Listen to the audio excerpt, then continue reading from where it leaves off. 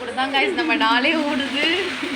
இன்னொரு பார்சல் வந்து மேடம் போட்டு இன்றைக்கி காலையிலேருந்து ஒரே பார்சல்ஸாக வந்துட்டுருக்கு. ஸோ எல்லாத்தையும் வாங்கிட்டு வந்துட்டு சரி அப்படியே காஃபி குடிச்சிட்டு வரலான்னு தான் போனோம். அது இன்னும் வரவே இல்லை. இதை பற்றி நீங்கள் என்ன நினைக்கிறீங்க? கொஞ்சம் வெயிட் பண்ணணும்னு நினைக்கிறேன். இப்படி நாங்களே மொக்க காமெடி பண்ணிவிட்டு அதுக்கு நாங்களே 4 மணி நேரம் சிரிச்சிட்டு இருந்தோம். அதுக்கப்புறம் தான் அந்த காஃபி வந்துச்சு. அந்த காஃபி வந்தோன்னே அதை வாயில் வச்சோன்னே தான் அப்படியே நான் சொர்க்க வாசலுக்கே போன மாதிரி ஒரு ஃபீலு. அப்படியே சூப்பராக இருந்துச்சு அந்த காஃபி குடிச்சிட்டு. அவங்கக்கிட்ட குடிங்கன்னா ரொம்ப சூடாக இருக்குன்னு சொல்லிட்டு இருந்தாங்க. நம்மலாம் எப்பயுமே நெருப்பை எடுத்து வாயில் போட்டாலும் முழுங்குறாள்.